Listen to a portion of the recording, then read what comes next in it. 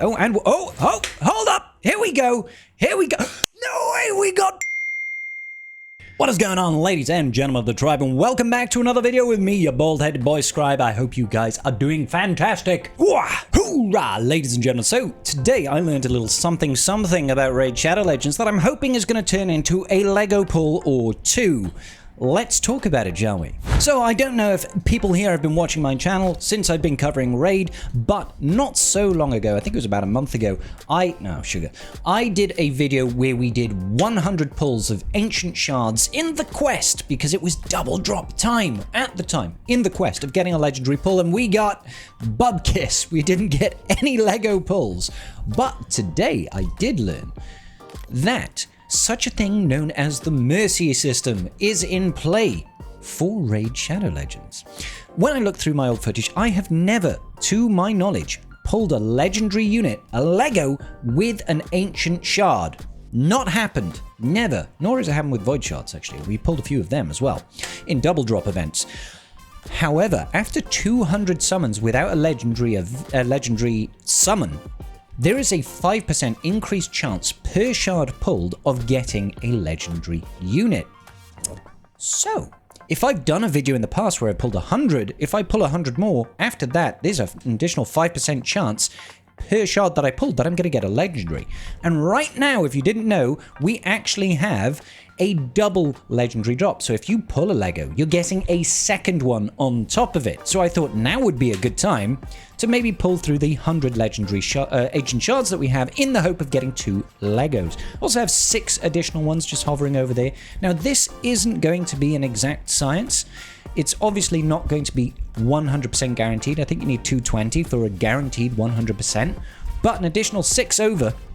And I have pulled other ancient shards in my course of playing Raid Shadow Legends. We should get a Lego, and therefore we should double up and get 2. Right? Right?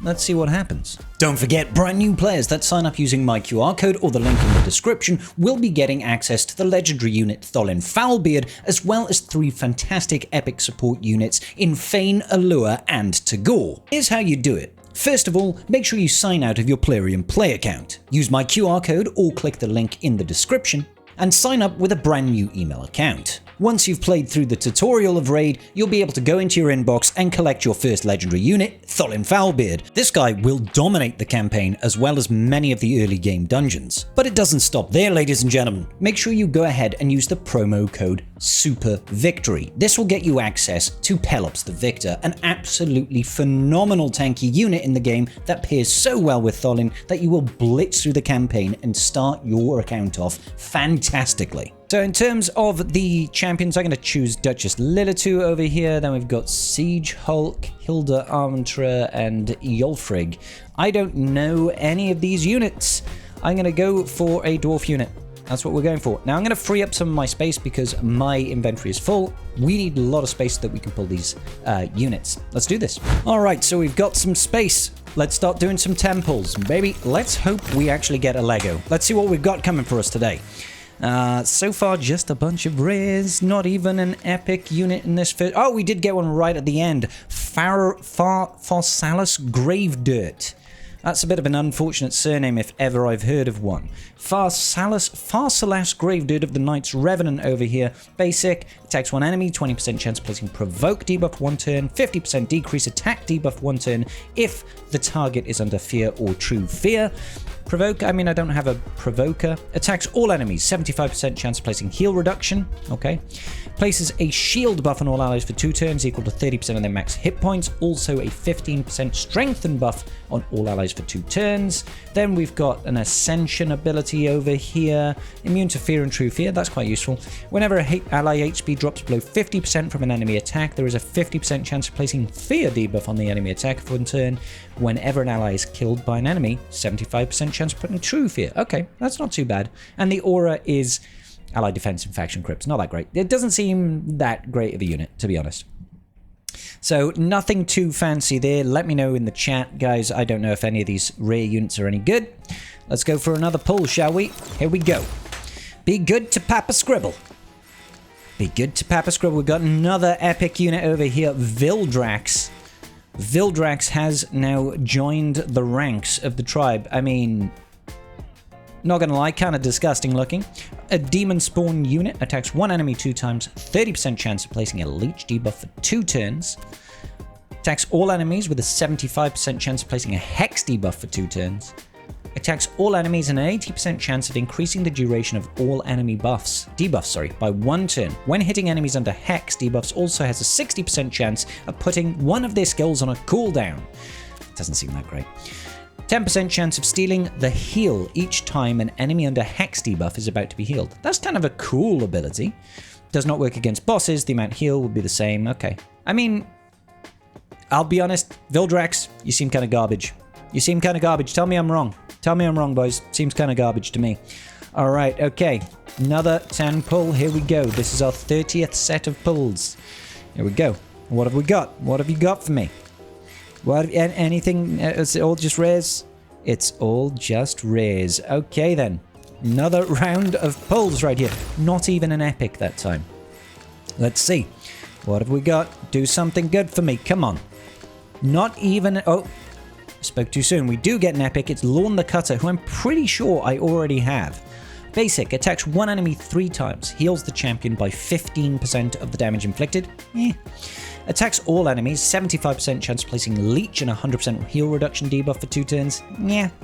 Snatch into the darkness. Attacks one enemy and a 75% chance of decreasing their turn meter by 100%, which you can increase to maximum, but it's a 4-turn cooldown.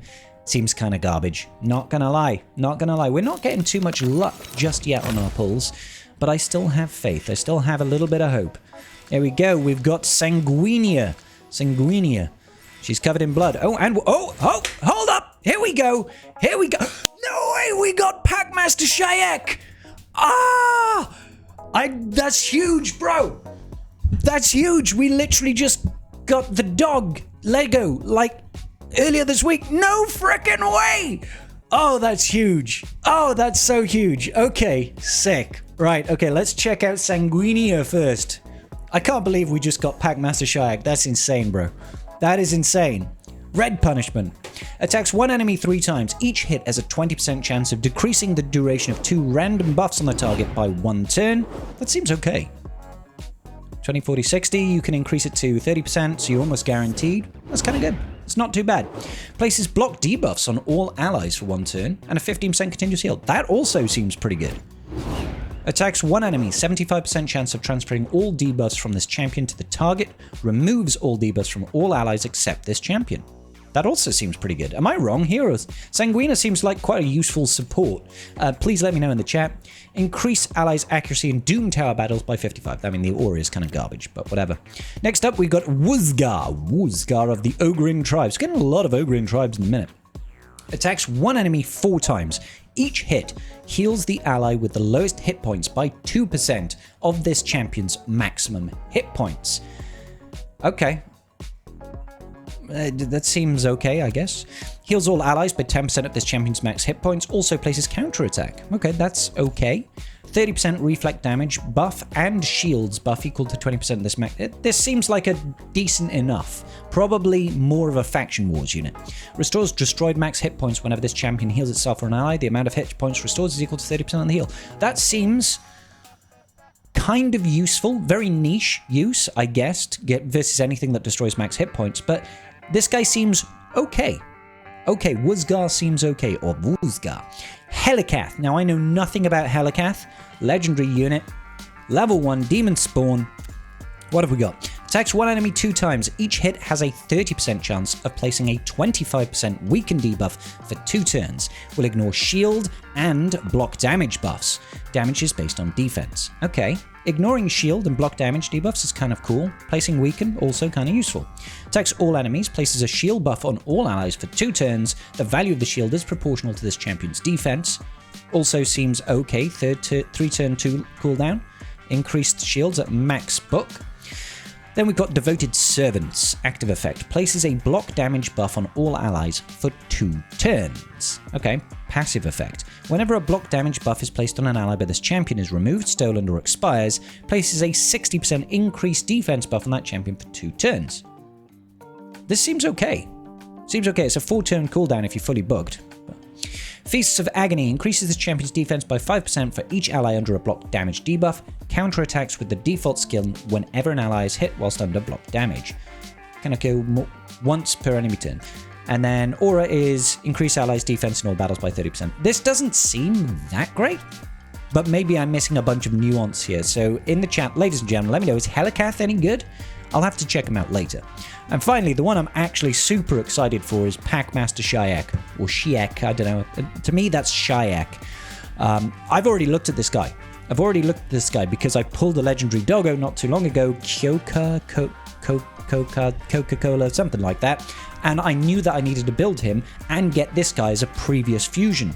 So we should be able to see it. That's it, Crocad, the Throat Ripper. I pulled him recently, and apparently he's a really good damage dealer, but particularly works well when Packmaster Shayak is in the team. Attacks one enemy, has a 50% chance of placing a 60% decreased defense debuff for 2 turns. Then teams up with any ally Terror Beast, Goremask Hound, Spawns, Hellfangs, Fellhounds, Stitched Beasts, and Crocad, the Throat Ripper, to attack.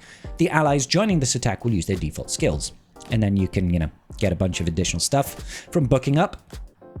A2 removes all debuffs on this champion and heals them by 50% of their maximum hit points, then places a shield buff on this champion for 2 turns. The value of the shield is equal to any surplus heal.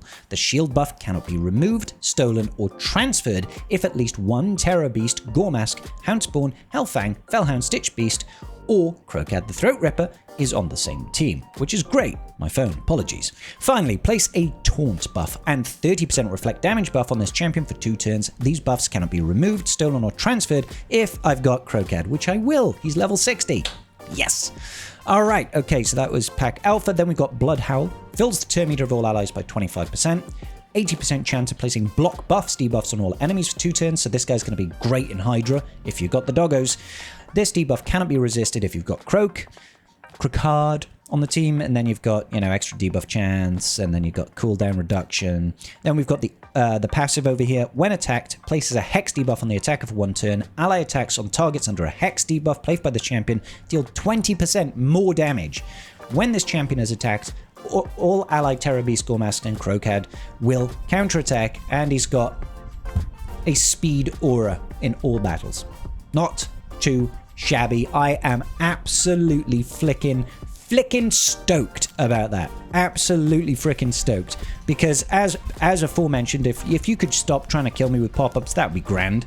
We already have Crocad the Throat Ripper. I've not geared him up yet. I've literally took him to level 60. I've max ascended him because we were going through, the fusion event to get Hagabad the Nest made. And the thing is, I was quite literally doing this fusion. I've just got to max out these characters before the end of the fusion event in order to get the change token over here to change this over to Crocad. But now I have him and I don't need to do it anymore. I'm still going to do the fusion because I'm there. I've got all of the Xanthi flower people to fuse into Hagabah, and now I get to keep that change token and use it on something like Wixwell down the line. I am so freaking excited about that. That's huge. All right, ladies and gentlemen, this is One Happy Scribbles just signing off for the day. Comment down below, leave me a like, and I'll see you all in the very next video. Peace out and big love.